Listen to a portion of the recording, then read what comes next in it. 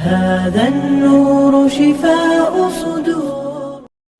ای نامی تو بهترین سرآغاز، به نامی تو کی نامه کنم باز. اما بعد، السلام علیکم و رحمت الله و برکاته.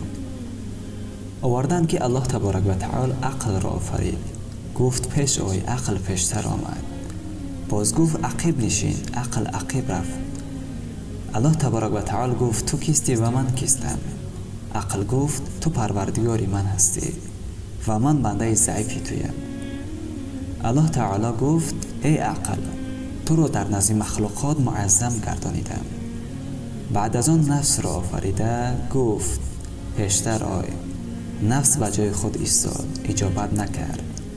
الله تبارک و تعالی گفت تو کیستی و من کیستم. نفس گفت که تو توی منم. الله تبارک و تعالی 100 سال نفس را به آتش دوزخ عذاب کرد. بعد از آن از دوزخ برآورده پرسید که تو کیستی و من کیستم. نفس گفت تو توی و منم. بعد از آن الله تبارک و تعالی نفس را به عذاب گرسنگی مبتلا کرد. بعد از آن پرسید که تو کیستی و من کیستم.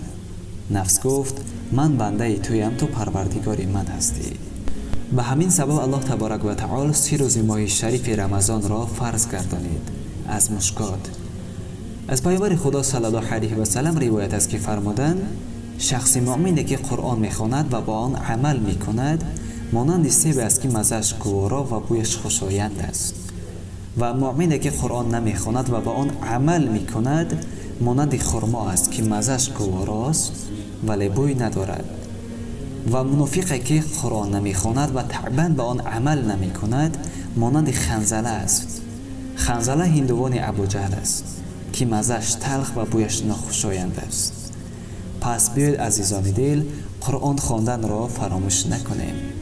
ای انسان، مواظب قدم هایی که روی زمین برمیداری باش. آیا با این قدم هایت به سوی گناه می روی یا به سوی نیکی؟